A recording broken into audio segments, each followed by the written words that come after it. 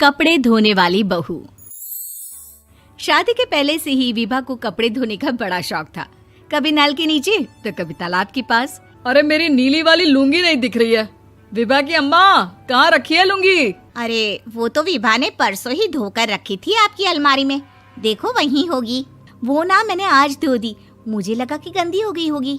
अरे कैसे गंदी हो गई थी? उसे तो मैंने पहना भी नहीं। हे भगवान, इस लड़की के कपड़े धोने की आदत से परेशान हो गया हूँ मैं। जितना तो घर में राशन नहीं आता, उससे कहीं ज्यादा डिटर्जेंट पाउडर का खर्चा है। इसकी शादी करवा दो, शादी। जाए अपने घर में ही करे काम, फिर चाहे घर के कपड़े धोने हो या पूरे गांव के। हाँ ठीक बोल रही हो, देखता हूँ मैं कोई लड़का। वो दिन भी आ जाता है जब विभा को देखने लड़के वाले आ जाते हैं। लड़की मुझे अच्छी लगी। होने वाली सास कहती है, बेटी अगर कुछ पूछना है तो पूछ लो। वैसे तो हमारी लड़की बहुत ही शर्मीली है, जो बोल दो वो मान लेती है, इसे क्या पूछना होगा। अरे कैसी बात कर रही हो माँ, मुझे इन लोगों के घर रहना है, सवाल तो कई है। हाँ हाँ बेटा, पूछ लो ना, क्या पूछना है। आप लोगों के घर कपड़े कौन धोता है? सास का मुंह बन जाता है। देखो, अगर तुम ये कहना चाहती हो कि तुम्हें कपड़े धोने नहीं आते तो सुन लो, कपड़े मैं ही धोती हूँ, लेकिन तुम्हारे आ जाने के बाद मैं रुमाल तक नहीं धोऊंगी।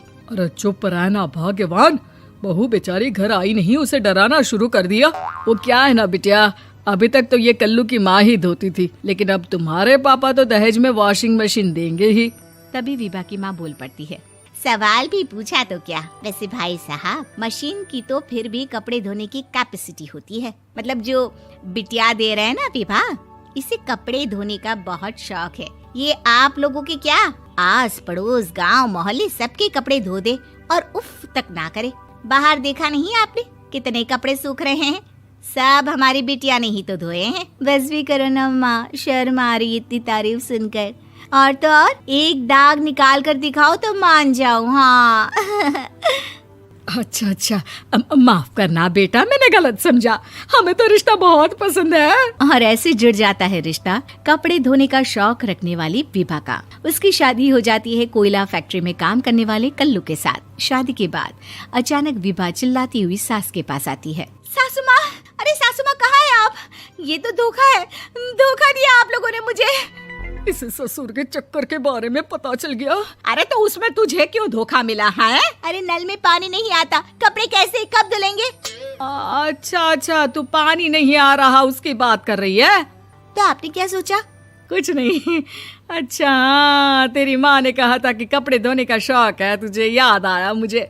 शौक बोलकर कपड़े धोने वाले मेरे जुनून को कम ना आके सासू माँ, कपड़ा धोना मेरा गुरूर है।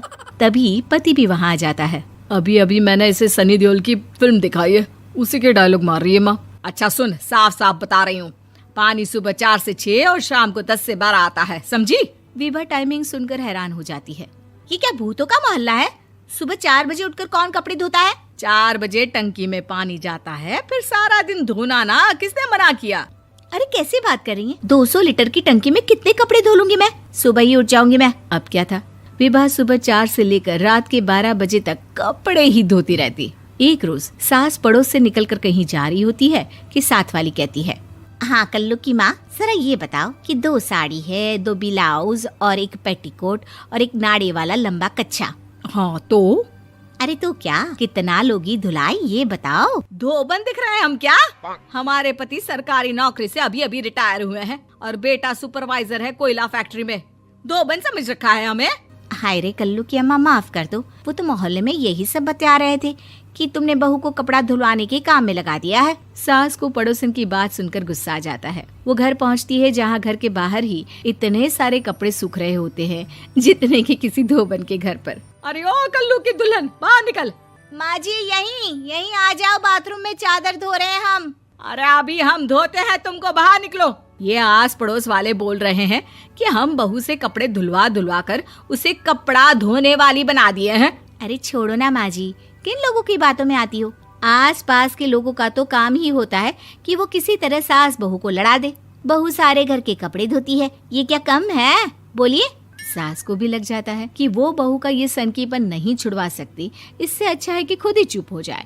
एक रोज सास और बहू मंदिर जाते हैं, जहाँ सास की साड़ी वहाँ खड़ी भीख मांगने वाली से मिलती है। माँ जी क्या बात है, आपकी साड़ी उस भिखारन से कितनी मिल रही है ना? हाँ हाँ देखो तो, दोनों की साड़ी मिल रही है। क्या बात है कल्लू की अम्मा, तुम खुद को तो अफसर की बीवी बताती हो और ऐसी सिंपल सी प्लेन साड़ी पहनकर घूमती हो। सिंपल और प्लेन नहीं है ये साड़ी। तो क्या सोने के धागे से फूल बने हैं? कुछ भी सासू माँ, कुछ भी। हाँ बने थे इस साड़ी में सोने के धागे से फूल। मेरे पति लेकर आए थे मद्रास से स्पेशली मेरे लिए 10,000 की। ताहे भाई साहब इस भिखारन के लिए भी सेम टू सेम साड़ी लेकर आए होंगे 10,000 की। सास उस वक्त तो कुछ नहीं कहती, लेकिन बहू के साथ घर आती है और अलमारी से एल्बम निकाल कर लाती है। ये साड़ी देख रही है, ये वही साड़ी है जिसे मैंने अभी पहना था। इस साड़ी में ये जो चमकदार फूल दिख रहे हैं ना, ये सोने के धागों से काढ़े गए हैं। लेकिन तू लोकल वॉशिंग मशीन ब्रश से घिस घिस कर सारे फूलों को निकाल कर साड़ी प्लेन कर दी। मुझे माफ कर दीजिए सासू माँ। और तो और, जब मैंने तुझे तेरी गलती के लिए कुछ नहीं कहा, लेकिन तूने तो सबके सामने मेरा मजाक ही बना दिया। क्यों? बहू को समझ में आ जाता है कि अब से उसका कपड़े धोना बंद।